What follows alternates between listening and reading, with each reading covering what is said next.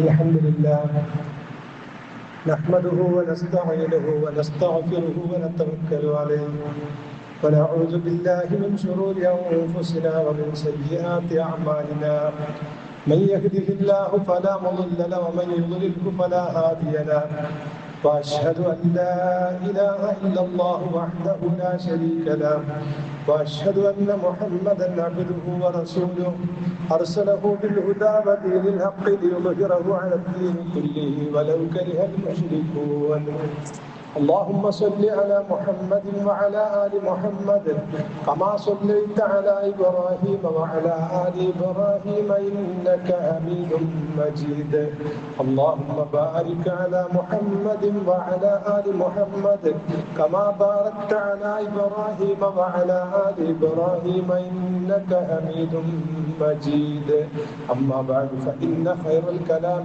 كلام الله وخير الهدي هدي محمد صلى الله عليه وسلم وشر الأمور محدثاتها وكل محدثة بدعة وكل بدعة ضلالة وكل ضلالة في النار أيها الناس أوصيكم وإياي أولا بتقوى الله رب اشرح لي صدري ويسر لي أمري واحلل عقدة من لساني يفقهوا قولي إن أريد إلا الإصلاح ما استطعت وما توفيقي إلا بالله عليه توكلت وإليه أنيب أعوذ بالله من الشيطان الرجيم يا أيها الذين آمنوا اتقوا الله حق تقاته ولا تموتن إلا وأنتم مسلمون بسم الله الرحمن الرحيم وأن هذا صراطي مستقيما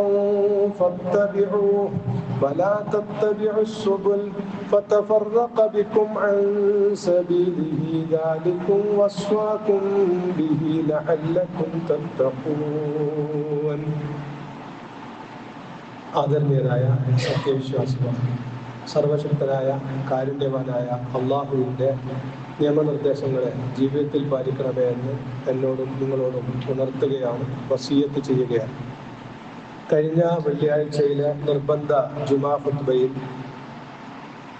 നാം മനസ്സിലാക്കിയത് അള്ളാഹുവിൻ്റെ ദീൻ റസൂൽ തിരുമേനി സല്ലല്ലാഹു അലൈഹി വസല്ലമ 23 കൊല്ലക്കാലം കൊണ്ട് പഠിപ്പിച്ച അതേ വിശ്വാസ ആചാരങ്ങളും അനുഷ്ഠാനങ്ങളും ലോകാവസാനം വരെ നിലനിൽക്കേണ്ടതുണ്ട്. അതിൽ ഒരു നിലക്കുള്ള ബിദ്അത്ത്, മതത്തിൽ പുതുതായി ഉണ്ടാക്കുന്ന ഒരു കാര്യങ്ങളും ഉണ്ടാവാൻ പാടില്ല.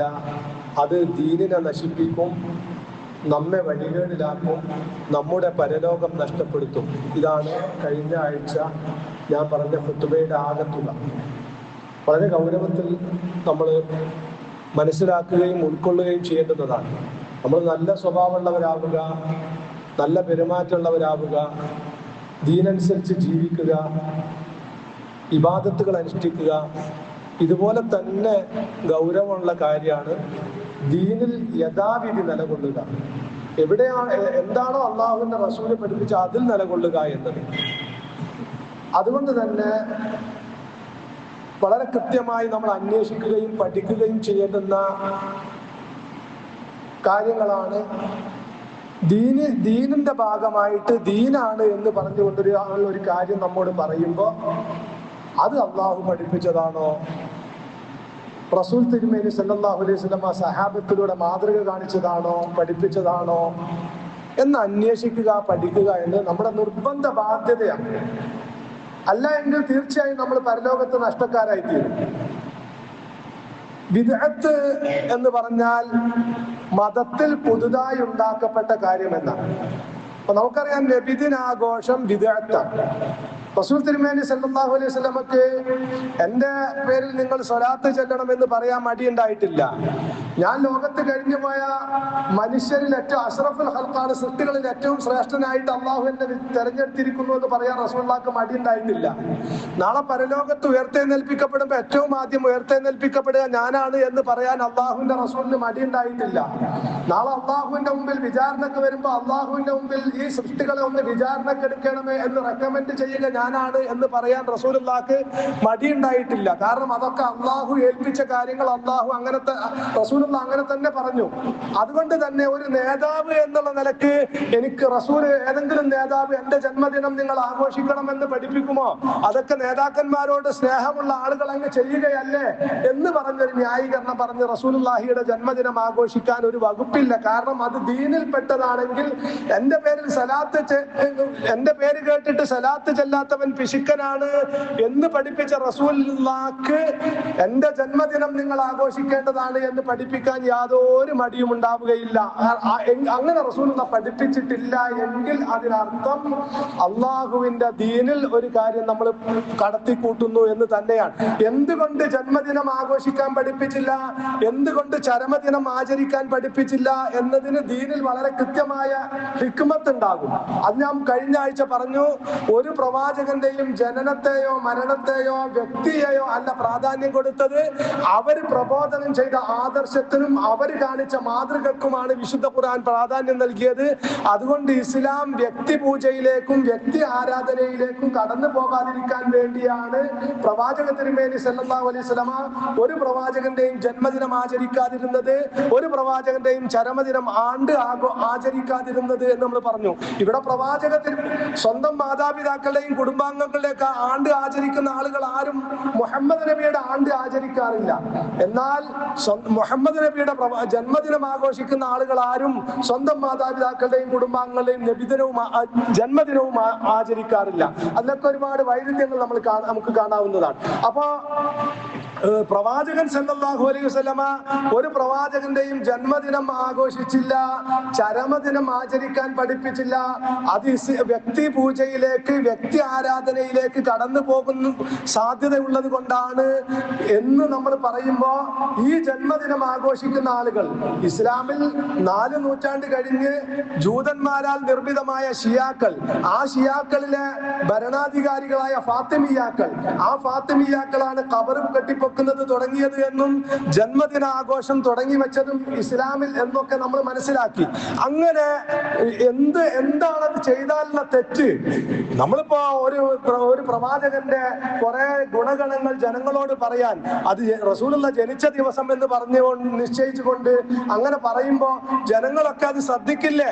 ജനങ്ങളൊക്കെ അത് മനസ്സിലാക്കില്ലേ?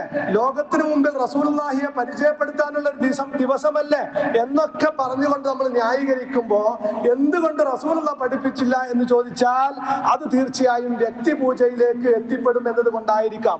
അപ്പൊ നമുക്കറിയാം ഈ നബിദിന ആഘോഷം എന്നത് വിദേഹത്താണ്. എന്നാൽ നബിദിന ആഘോഷത്തിന്റെ അന്ന് ചൊല്ലുന്ന പാരായണം ചെയ്യുന്ന മൗലിദോ, ആ മൗലിദിൽ ശിർക്കിന്റെ വരികളുണ്ട്. അതുകൊണ്ട് അത് ശിർക്കാണ്. നമ്മളത് കൃത്യമായി വേർതിരിച്ച് മനസ്സിലാക്കണം. ഒരാൾ ജന്മദിനം ആഘോഷിക്കുന്നു മാത്രമേ ഉള്ളൂ എങ്കിൽ അയാൾ ബിദ്അത്ത് മാത്രമേ ചെയ്തിട്ടുള്ളൂ.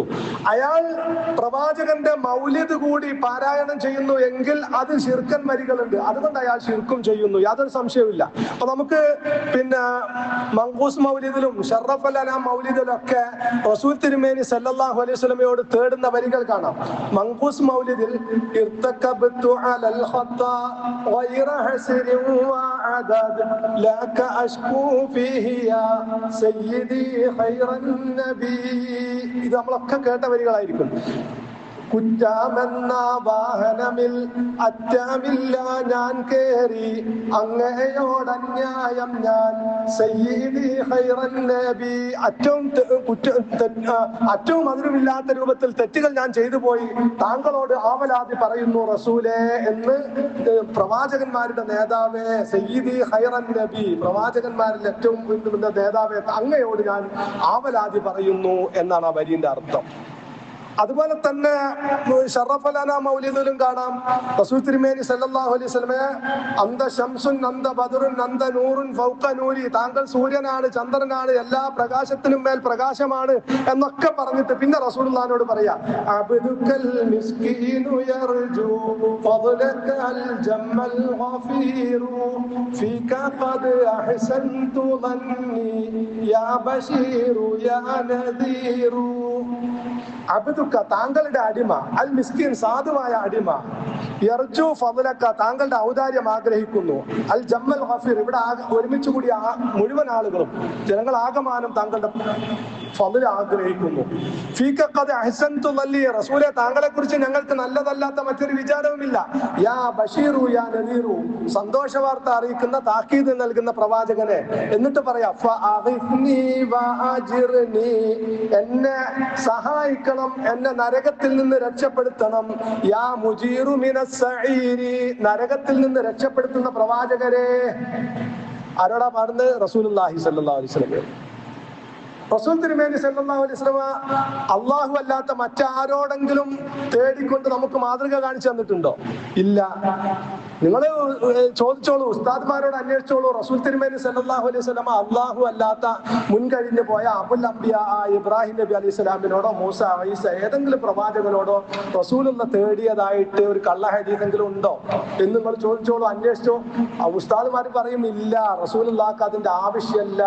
റസൂലുള്ള അള്ളാഹിന്റെ ഏറ്റവും അടുത്ത ആളാണ്, അതേക്കാൾ അള്ളാഹുലേക്ക് അടുത്ത മറ്റൊരാളില്ല. അതുകൊണ്ട് റസൂലിന്റെ അതിന്റെ ആവശ്യമല്ല.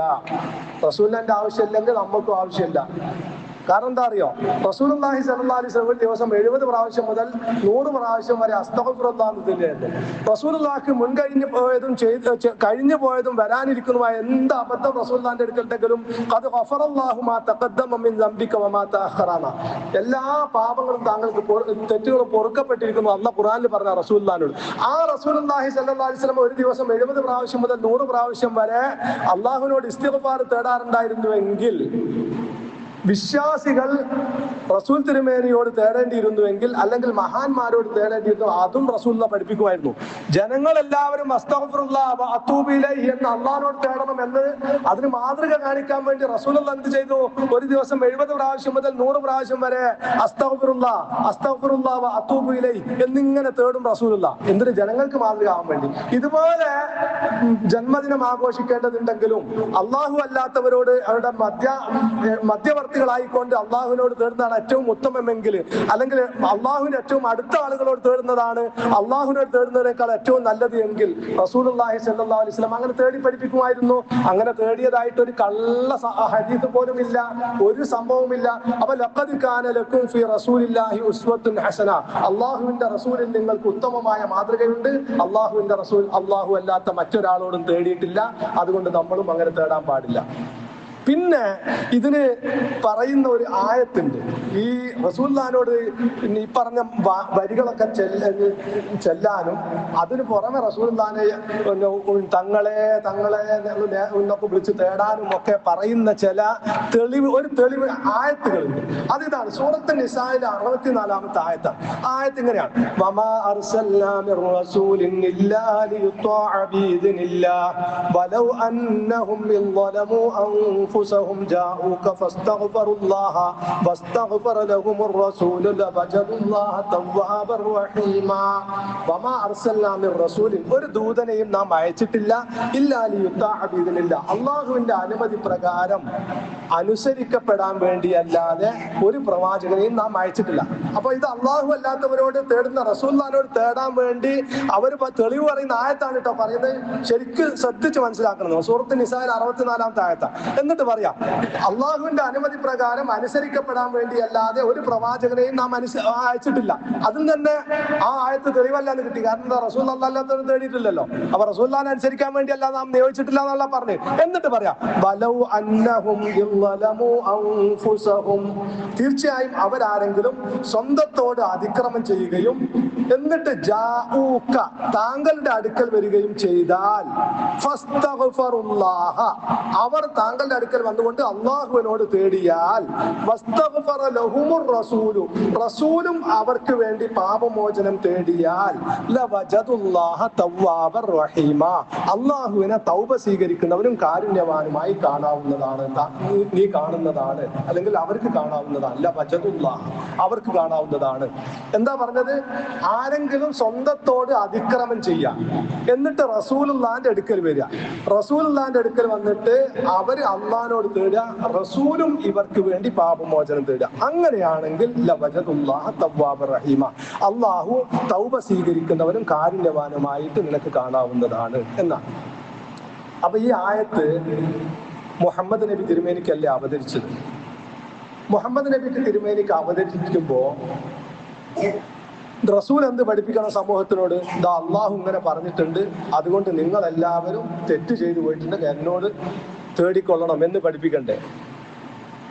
ഈ ആയത്തിന് നമ്മൾ എങ്ങനെയാ ഒരു ആയത്തിനെ മനസ്സിലാക്കുക? ഈ ആയത്തിന് നേർക്കേൽ വേണമെങ്കിൽ റസൂലിനോട് തേടാമെന്ന് അതിൽ പറഞ്ഞിട്ടില്ല. റസൂലിന്റെ അടുക്കൽ ചെല്ലണം. തെറ്റ് ചെയ്തു പോയ ആളുകളൊക്കെ റസൂലിന്റെ അടുക്കൽ പോകണം എന്നൊരു ആശയം കിട്ടും.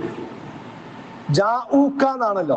വലൗ അന്നഹും, തീർച്ചയായും അവര് ഇല്ലലമു അൻഫുസഹും, സ്വന്തത്തോട് അതിക്രമം ചെയ്തു പോയാൽ ജാഊക, താങ്കളുടെ അടുക്കൽ വരികയും ചെയ്താൽ. അപ്പൊ റസൂലുള്ളാഹിന്റെ അടുക്കലേക്ക് പോകണം തെറ്റ് ചെയ്ത ആളുകൾ എന്ന ആയത്തുനിന്ന് കിട്ടും. എന്നിട്ടോ റസൂലുള്ളാഹിനോട് തേടുകയെന്ന് അവിടെ അല്ല, ഫസ്തഗ്ഫിറുല്ലാ, അവർ അള്ളാഹിനോട് ഇസ്തിഗ്ഫാർ തേടുകയും വസ്തഗ്ഫറ ലഹുമുർ റസൂലു, റസൂൽ അവർക്ക് വേണ്ടി പാപമോചനം തേടുകയും ചെയ്താൽ അള്ളാഹുവിനെ തൗബ സ്വീകരിക്കുന്നവനായി കാരുണ്യവാനായി അവർക്ക് കണ്ടെത്താവുന്നതാണ്. അപ്പോ ഏതൊരു ആയത്തിനെയും നമ്മൾ മനസ്സിലാക്കുമ്പോ അതിനെ റസൂലും സഹാബത്തും എങ്ങനെയാണോ മനസ്സിലാക്കിയത്, ആദ്യകാല ഇമാമിയങ്ങളും ഖുർആൻ വ്യാഖ്യാതാക്കളും എങ്ങനെയാണോ മനസ്സിലാക്കിയത്, അങ്ങനെയാണ് മനസ്സിലാക്കേണ്ടത്. അപ്പം ലോകത്ത് കഴിഞ്ഞു പോയ ഖുർആൻ വ്യാഖ്യാതാക്കളൊക്കെ ഈ ആയത്തിന് ഒരു അവതരണ പശ്ചാത്തലം പറഞ്ഞിട്ടുണ്ട്. ആ അവതരണ പശ്ചാത്തലം എന്താന്ന് ചോദിച്ചാല് അത് ആ ആയത്തിൽ നിന്നെയും അതിന്റെ തൊട്ട് ശേഷമുള്ള ആയത്തിൽ നിന്ന് കിട്ടും. ഫലാ വറബ്ബിക ലാ യുഅ്മിനൂന ഹത്താ യുഹക്കിമൂക ഫീമാ ശജറ ബൈനഹും എന്ന് പറഞ്ഞിട്ട്, ഫലാ വറബ്ബിക, നിന്റെ റബ്ബ് തന്നെയാണ് സത്യം, ലാ യുഅ്മിനൂന, അവർ വിശ്വാസികളാവുകയില്ല, ഹത്താ യുഹക്കിമൂക, താങ്കളെ വിധികർത്താവായിട്ട് അംഗീകരിക്കുന്നത് വരെ, ഫീമാ ശജറ ബൈനഹും, അവർക്കിടയിൽ ഭിന്നിച്ച കാര്യത്തിൽ. അപ്പൊ എന്തോ ഒരു തർക്കവുമായി ബന്ധപ്പെട്ടതാണ് ആയത്തെന്ന് മനസ്സിലായി. അപ്പൊ എന്താണ് ഖുർആൻ വ്യാഖ്യാതാക്കളൊക്കെ പറഞ്ഞു, മുനാഫിക്കുകളായ ചില ആളുകള് വിശ്വാസികളും ആയിട്ട് ചില തർക്കമുണ്ടായി. എന്നിട്ട് ആ തർക്കത്തിൽ റസൂൽ തിരുമേനി സല്ലല്ലാഹു അലൈഹി വസല്ലം സുബൈർ ഇബ്നുൽ അവാം റളിയല്ലാഹു അൻഹു ആണെന്നും ഹാത്തിബ് ഇബ്നു അബീ ബൽതഅ ആണ് എന്നൊക്കെയാണ് ഖുർആൻ വ്യാഖ്യാതാക്കൾ പറയുന്നത്. എന്നിട്ട് റസൂൽ തിരുമേനി സല്ലല്ലാഹു അലൈഹി വസല്ലം അടുക്കൽ വന്നിട്ട് പ്രവാചക തിരുമേനിയോട് ഈ കപട വിശ്വാസികളും റസൂലും വിശ്വാസികളുമായിട്ടുള്ള ചില ആളുകൾ ഇങ്ങനെ റസൂലിന്റെ അടുക്കൽ വന്ന് റസൂൽ അതിൽ വിധി പറയും. റസൂലുള്ള പറഞ്ഞ ആ വിധിയിൽ തൃപ്തിപ്പെടാതെ ഇവർ ജൂതന്മാരായ നേതാക്കന്മാരുടെ അടുക്കലേക്ക് പോകും. അപ്പൊ റസൂലിന്റെ വിധിയിൽ അവർക്ക് തൃപ്തിയില്ല. ആ തൃപ്തിയില്ലാതെ റസൂലിനെ ധിക്കരിച്ചുകൊണ്ടാണ് അവർ മറുഭാഗത്ത് പോകുന്നത്. ആ സന്ദർഭത്തിൽ ഇറങ്ങിയ ആയത്താണിത്. എല്ലാ ഖുർആൻ വ്യാഖ്യാതാക്കളും പറഞ്ഞിട്ടുണ്ട്. എല്ലാ ഖുർആൻ വ്യാഖ്യാതാക്കളും പറഞ്ഞിട്ടുണ്ട്. അപ്പൊ ഈ ആയത്തിന് ചുരുക്കി വന്നാൽ എന്തേ കിട്ടുള്ളൂ? നമ്മൾ ഒരാളോട് ഒരു തെറ്റ് ചെയ്താൽ, ഒരാളോട് ഒരു ധിക്കാരം പ്രവർത്തിച്ചാൽ അയാളുടെ മുമ്പിൽ പോയിട്ട് അയാളെ പൊരുത്തപ്പെടിക്കണം, എന്നിട്ട് അള്ളാഹിനോട് തേടണം എന്ന് മാത്രമേ ഈ ആയത്തിന് കിട്ടുള്ളൂ. അല്ലാതെ ഒരിക്കലും ഇവിടെ റസൂലുള്ളാഹിനോട് തേടിയിട്ടില്ല. മാത്രമല്ല, ഇവിടെ നിങ്ങൾ ആലോചിച്ച് നോക്കി, ഇന്നിപ്പോ ലോകത്തിന്റെ ഈ ആയത്തിനെ വ്യാഖ്യാനിച്ചിട്ട് ലോകത്തിന്റെ എല്ലാ മുക്കുമൂലയെന്നും അള്ളാഹിന്റെ റസൂലിനോട് തേടുകയാണല്ലോ. ഇവിടെ എന്തിനാ റസൂലുള്ളാഹിനോട് അള്ളാഹു വഹി ഇറക്കുമ്പോ ജാഊക, താങ്കളോട് ധിക്കാരം പ്രവർത്തിച്ച ആളുകൾ താങ്കളുടെ അടുക്കൽ വന്നിട്ട് എന്ന് പറഞ്ഞ എന്തിനാ? അങ്ങനെ അടുക്കൽ വരട്ടിയാൽ ഇപ്പൊ ഇവര് പ്രാർത്ഥിക്കുന്ന രൂപത്തിലാണെങ്കിൽ സഹാബികൾക്ക് എവിടെയാണോ ഉള്ളത് അവിടുന്ന് തേടിയാ പോരെ? അവരെ വീട്ടിൽ നിന്ന് തേടാം, റസൂലുള്ളാഹി മദീനത്താണെങ്കിൽ മക്കത്ത് നിന്ന് തേടാം. ജീവിച്ചിരിക്കുന്ന മരണമൊന്നും പ്രശ്നമില്ലല്ലോ അത് തേടുന്നതിന്. അപ്പൊ അങ്ങനെ ഒരു സംഭവം ഉണ്ടായിട്ടില്ല. അപ്പൊ ഈ ഒരു സംഭവത്തിൽ ഒരു പ്രശ്നം അവർക്കിടയിൽ ഉണ്ടായിട്ട് റസൂലുള്ളാഹിയുടെ തീരുമാനം അംഗീകരിക്കാതെ ജൂതന്മാരായ നേതാക്കന്മാരുടെ അടുക്കലേക്ക് അതിന് പരിഹാരത്തിന് പോയത് കൊണ്ട് ആ സന്ദർഭത്തിലാണ് വലൗ അന്നഹും യളമു അൻഫുസഹും, അവര് റസൂലുള്ളാഹിയോട് ധിക്കാരം പ്രവർത്തിച്ചത് അത് അവരോട് ചെയ്ത് തെറ്റാ. എന്നിട്ട് റസൂലുള്ളാഹിന്റെ അടുക്കൽ വരികയും എന്നിട്ട് അള്ളാഹുവിനോട് പാപമോചനം തേടുകയും റസൂൽ അവർക്ക് വേണ്ടി പാപമോചനം തേടുകയും ചെയ്താൽ അവർക്ക് അള്ളാഹു പുറത്തു കൊടുക്കുന്നതാണ്. ഇതിപ്പോ ചുരുക്കി പറഞ്ഞാല്, നമ്മൾ ഒരാളോട് ഒരു തെറ്റ് ചെയ്താൽ, ഒരു ധിക്കാരം പ്രവർത്തിച്ചാൽ അയാളുടെ മുമ്പിൽ പോയിട്ട് അയാളെ പൊരുത്തപ്പെടിച്ചിട്ട് അള്ളാഹുവിനോട് തേടണം, അയാളും അള്ളാഹുവിനോട് തേടണം എന്ന് മാത്രമേ അതിന് കിട്ടുള്ളൂ. അതല്ലാതെ ഒരിക്കലും ഈ ഖുർആന്റെ ആയത്തിനെ വ്യാഖ്യാനിച്ച ഏതെങ്കിലും ഒരു മുഫസ്സിർ തെറ്റ് ചെയ്തു പോയ ആളുകളൊക്കെ അള്ളാഹുവിന്റെ റസൂലിനോട് തേടിയിട്ട് അള്ളാഹിനോട് തേടാൻ പാടുള്ളൂ എന്ന് പറഞ്ഞിട്ടില്ല. ഒരൊറ്റ മുഫസ്സിറും പറഞ്ഞിട്ടില്ല. മാത്രമല്ല, നമ്മളൊക്കെ തൗബയുടെ നിബന്ധന പഠിച്ചിട്ടുണ്ടല്ലോ. ഇപ്പൊ തെറ്റ് ചെയ്തു പോയ ആൾക്കാരൊക്കെ ആദ്യം അള്ളാന്റെ റസൂൽ, അങ്ങനെയുള്ള ഈ ആയത്തിന് കിട്ടുക. ഇവര് വ്യാഖ്യാനിക്കുന്നതനുസരിച്ചാണെങ്കിൽ ഈ ആയത്തിന് എന്താ കിട്ടുക? തെറ്റ് ചെയ്തു പോയ ആൾക്കാരൊക്കെ റസൂലുള്ളാഹിന്റെ അടുക്കൽ പോകണം. അത് റസൂലുള്ളാഹിന്റെ വഫാത്തിന് ശേഷം റസൂലുള്ളാഹിന്റെ ഖബറിന്റെ അടുത്ത് പോകണം. ഇവരെ വ്യാഖ്യാന പ്രകാരം ലോകത്ത് നേർന്ന് തേടിയാൽ മതി എന്നുള്ള. അപ്പൊ ജാഊക്ക എന്ന് പറഞ്ഞിട്ടുണ്ട് ഈ ആയത്തില്. അത് റസൂലിനെ ജീവിച്ചിരിക്കുകയാണെങ്കിൽ റസൂലിനെ ജീവിച്ചിരിക്കുന്നത് ആ കാലത്ത് പോകണം, ഇനി മരണപ്പെട്ടതിന് ശേഷമാണ് ഖബറിന് പുറത്ത് പോകണമെന്നാ ഇല്ലെങ്കിലും കിട്ടുക. അപ്പൊ ഈ റസൂലുള്ളാഹി സ്വല്ലല്ലാഹു അലൈഹി വസല്ലമയോട് തേടുന്നതുമായി ബന്ധപ്പെട്ട യാതൊന്നും ഇതിലില്ല. റസൂലുള്ളാഹിനോട് ധിക്കാരം പ്രവർത്തിച്ച ആളുകളോട് റസൂലുള്ളാഹിന്റെ അടുക്കൽ വന്നിട്ട് അള്ളാഹിനോട് പാപമോചനം തേടാൻ റസൂലുള്ളാഹിനെ പൊരുത്തപ്പെടിക്കാൻ ഈ ആയത്ത് പറഞ്ഞിട്ടുള്ളൂ. അത് അങ്ങനെ ലോകത്ത്, ഇസ്ലാമിക ലോകത്ത് ഖുർആൻ വ്യാഖ്യാനമൊക്കെ ഒക്കെ മനസ്സിലാക്കിയിട്ടുള്ളൂ. ഏതെങ്കിലും ഒരു മുഫസ്സിർ ഇസ്ലാമിക ലോകത്ത് കഴിഞ്ഞു പോയ അഹ്ലുസുന്നയുടെ ഷിയാക്കളുടെ തഫ്സീറിലുണ്ട് കേട്ടോ, ഷിയാക്കളുടെ തഫ്സീറിലില്ലാന്ന് ഞാൻ പറയുന്നില്ല. ഷിയാക്കളുടെ തഫ്സീറിൽ ഈ ആയത്ത് മരണപ്പെട്ടവരുടെ തേടാൻ തെളിവാന്ന് പറഞ്ഞിട്ടുണ്ട്. പക്ഷെ അഹ്ലുസുന്നയുടെ ഇമാമിങ്ങളിൽ ആരും തന്നെ ഈ ആയത്തിന് മരണപ്പെട്ടവരോട് തേടാൻ തെളിവാന്ന് പറഞ്ഞിട്ടില്ല. ഈ ഖബറ് കെട്ടിപ്പൊക്കൽ തുടങ്ങിയതും ഖബറാളികളോട് വിളിച്ചു തുടങ്ങി പ്രാർത്ഥിക്കാൻ തുടങ്ങിയതൊക്കെ ഷിയാക്കളാണ്. അതുകൊണ്ട് ഷിയാക്കളുടെ തഫ്സീറിൽ ഈ ആയത്ത് കൊടുത്തിട്ട് മരണപ്പെട്ടവരോട് തേടാൻ തെളിവാണ് എന്ന് പറഞ്ഞിട്ടുണ്ട്. പക്ഷെ അഹ്ലുസുന്നയുടെ ഇമാമിയങ്ങളിൽ ഒരാളും തന്നെ ഇത് റസൂലുള്ളാഹി സ്വല്ലല്ലാഹു അലൈഹി വസല്ലം ജീവിച്ചിരിക്കുന്ന കാലത്തോ റസൂലുള്ളാഹിന്റെ വഫാത്തിന് ശേഷമോ മുമ്പിൽ വന്നുകൊണ്ടോ അല്ലാതെയോ റസൂലുള്ളാഹിയോട് തേടാനുള്ള തെളിവാണ് ഈ ആയത്ത് എന്ന് പറഞ്ഞിട്ടില്ല. മാത്രമല്ല, തെറ്റ് ചെയ്തു പോയ ആളുകൾ എന്ത് ചെയ്യണം എന്നുകൂടി അള്ളാന്റെ ഖുർആൻ പറഞ്ഞിട്ടുണ്ട്. സ്വന്തം ജീവിതത്തിൽ ചെയ്തു പോയ ആളുകൾ സൂറത്ത് ആൽ ഇമ്രാനിലെ 135-ാമത്തെ ആയത്ത്, വല്ലദീന ഇദാ ഫഅലൂ ഫാഹിശതൻ ഔ ളലമൂ അൻഫുസഹും ദക്കറുല്ലാഹ ഫസ്തഗ്ഫിറൂ ലിദുനൂബിഹിം വമൻ യഗ്ഫിറു ദുനൂബ ഇല്ലല്ലാഹ് വലം യുസിറൂ അലാ മാ ഫഅലൂ വഹും യഅലമൂൻ. വല്ലദീന ഇദാ ഫഅലൂ ഫാഹിശതൻ, സ്വന്തത്തോട് അതിക്രമം ചെയ്തു പോയ ആളുകൾ, വല്ലദീന ഇദാ ഫഅലൂ ഫാഹിശതൻ, ഫാഹിശത്തായ മ്ലേച്ഛ വൃത്തികൾ ചെയ്തു പോയ ആളുകൾ, അല്ലെങ്കിൽ സ്വന്തത്തോട് അതിക്രമം ചെയ്തു പോയ ആളുകൾ, അവർ അള്ളാഹുവിനെ കുറിച്ച് ഓർക്കുകയും അവർ അള്ളാഹുവിനോട് അവരുടെ പാപമോചനം തേടുകയും ചെയ്താൽ പാപം പൊറുക്കാൻ അള്ളാഹു അല്ലാതെ മറ്റാരുണ്ട്? അപ്പൊ സ്വന്തത്തോട് അതിക്രമം ചെയ്ത ആളുകളോട് എന്ത് ചെയ്യണമെന്ന് അള്ളാഹ് കൽപ്പിക്കുന്നത്? അള്ളാഹുവിനെ ഓർക്കുകയും അള്ളാഹുവിനോട് പാപമോചനം തേടുകയും ചെയ്യാം. എന്നിട്ടോ വലം യുസിറു അലാ മാ ഫഅലു, അവർ ചെയ്തു പോയ തെറ്റുകളിൽ അവർ ഉറച്ചു നിൽക്കുകയില്ല വിശ്വാസികളായിട്ടുള്ള ആളുകൾ. വഹും യഅലമൂൻ, അറിഞ്ഞുകൊണ്ട്.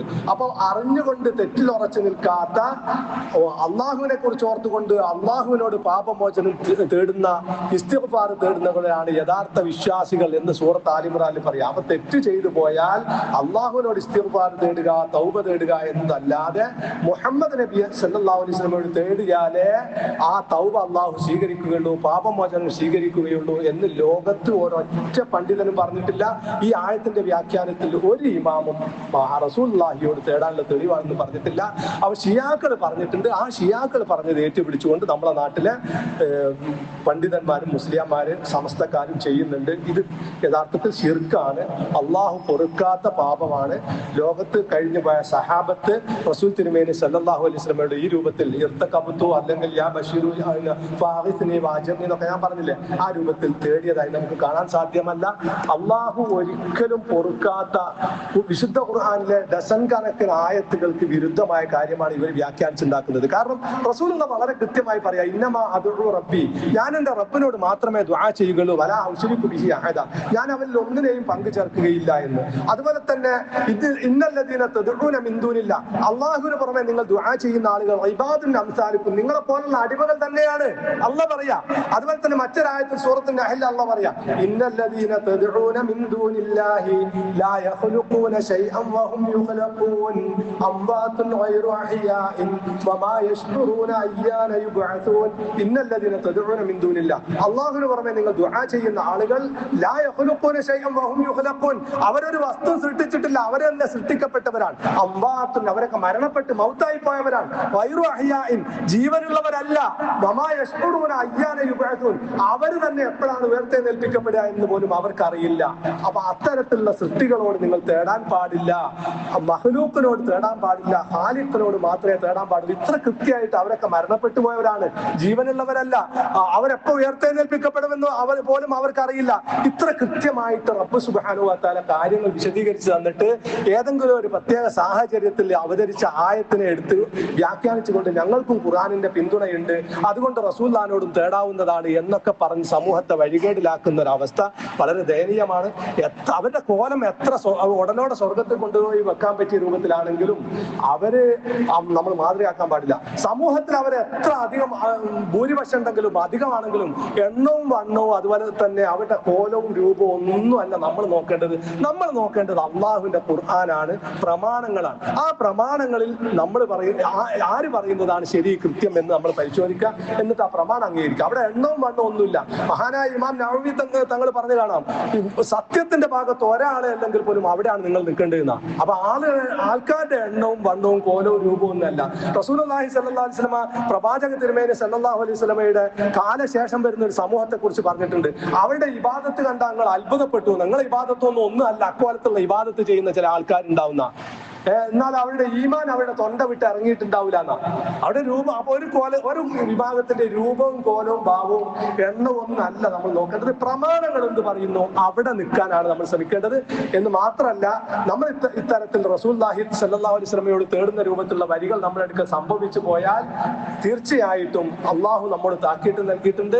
വലഖദ് ഊഹിയ ഇലൈക വഇലല്ലദീന മിൻ ഖബ്ലിക, നബിയെ താങ്കൾക്ക് നാം വഹി നൽകിയിരിക്കുന്നു, താങ്കൾക്ക് മുമ്പുള്ളവർക്കും നാം വഹി നൽകിയിരിക്കുന്നു. താങ്കളെങ്ങാനും എന്നിൽ പങ്കു ചേർത്താൽ താങ്കളുടെ അമലുകളൊക്കെ പൊളിഞ്ഞു പോകും. പല തെക്കൂരന്റെ മിനൽ ഖാസിരീൻ, പരലോകത്ത് താങ്കൾ നഷ്ടക്കാരുടെ കൂട്ടത്തിൽ പെട്ടുപോവുകയും ചെയ്യും. ഇത് റസൂലുള്ളാഹി സ്വല്ലല്ലാഹു അലൈഹി വസല്ലമയുടെ അള്ളാഹുവിന്റെ താക്കീതാണ്. അതുകൊണ്ട് തന്നെ അള്ളാഹു അല്ലാത്ത ആരോടും തേടാതിരിക്കുക, ഒരു സൃഷ്ടിയോടും തേടുന്ന ഒരു കർമ്മത്തിലും നമ്മൾ പങ്കെടുക്കാതിരിക്കുക, ശിർക്ക് നമ്മുടെ ജീവിതത്തിൽ വന്നു പോകാതിരിക്കുക, നമ്മുടെ പരലോകം നഷ്ടപ്പെട്ടു പോകാതിരിക്കാൻ നമ്മൾ ഓരോരുത്തർ ശ്രദ്ധിക്കുക. സർവശക്തനായ നാഥൻ യഥാർത്ഥ ദീനിനെ മനസ്സിലാക്കി അത് പിന്തുടരാൻ എനിക്കും നിങ്ങൾക്കും തൗഫീഖ് നൽകുമാറാവട്ടെ.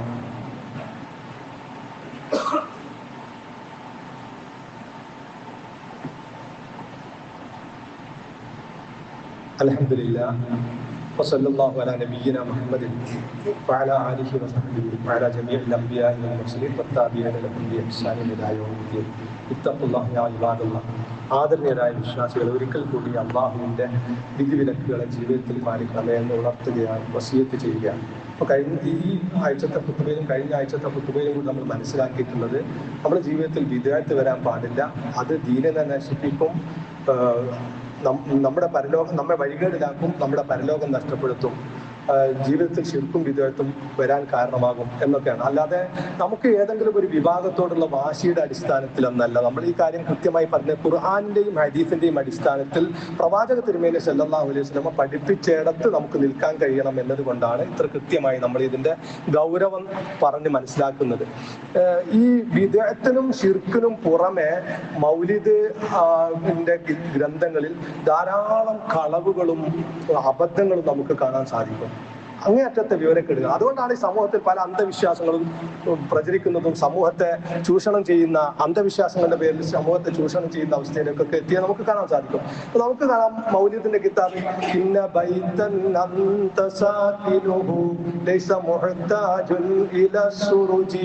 തീർച്ചയായും താങ്കൾ താമസിക്കുന്ന വീട് അവിടെ വിളക്കിന്റെ ആവശ്യമില്ല എന്നാണ്. അപ്പൊ മുഹമ്മദ് നമ്മൾ സ്വാഭാവികമായിട്ടും അത് കേൾക്കുമ്പോൾ നമുക്ക് വിചാരിക്കും അതൊരു ആലങ്കാരിക പ്രയോഗം, മുഹമ്മദ് നബി അല്ല തിളക്കുള്ള മുഖം നല്ല സുന്ദരമായ മുഖത്തിന്റെ ഉടമയായിരുന്നു എന്നാണ് പറഞ്ഞത്.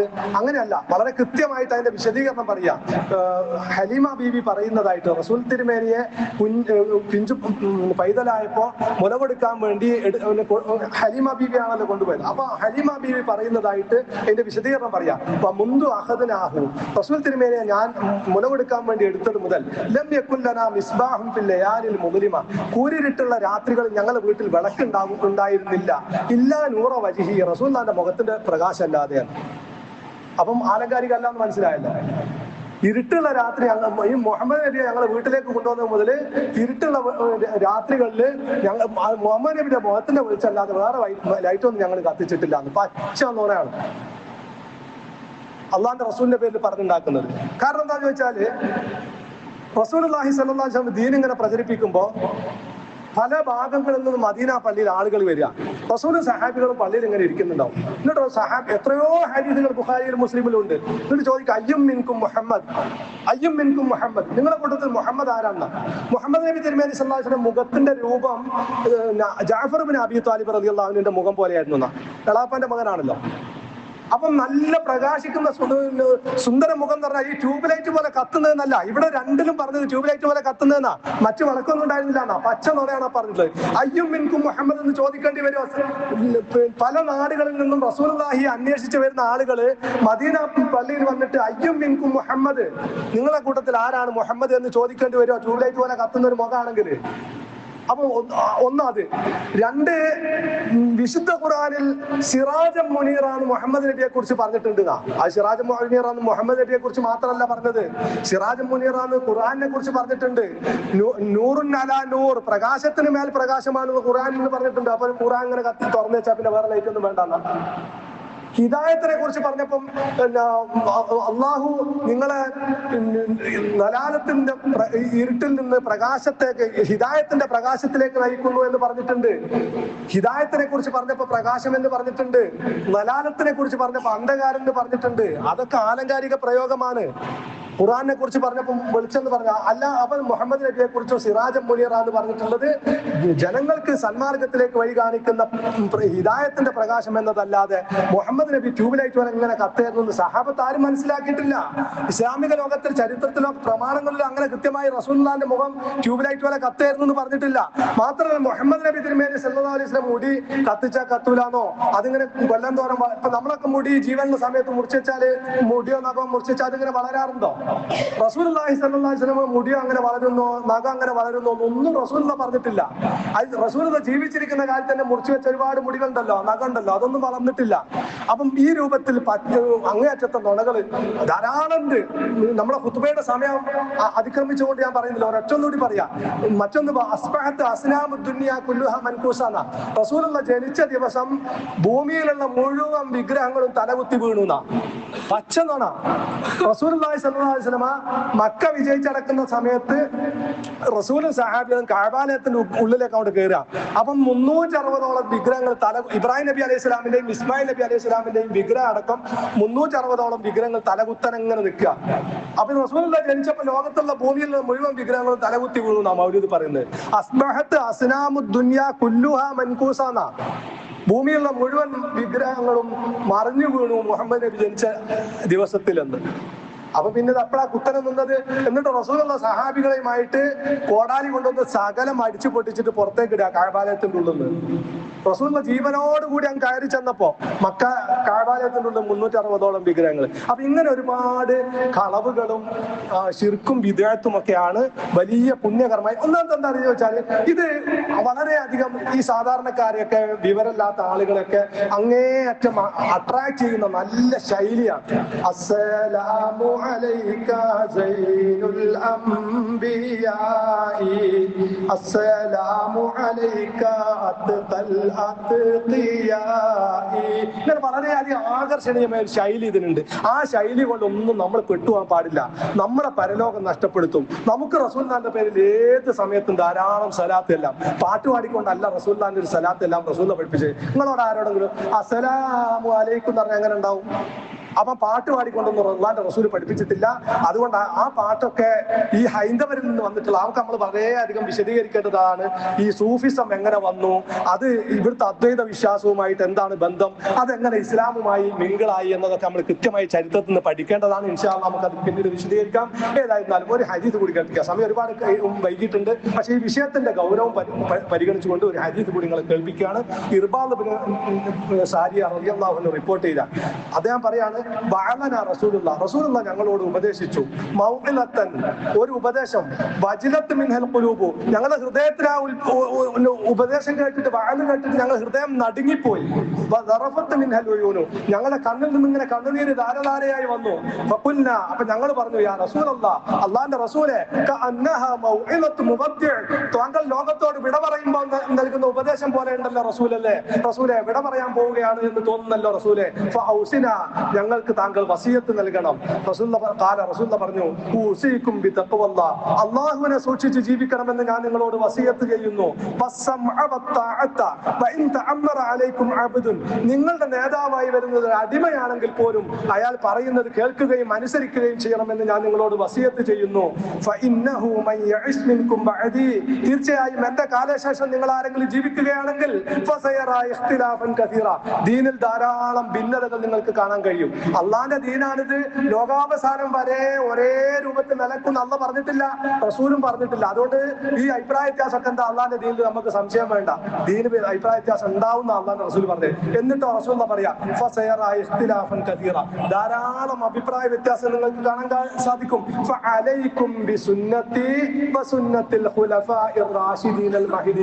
നിങ്ങൾ എന്റെ ചര്യയെ മുറുകെ പിടിക്കണം.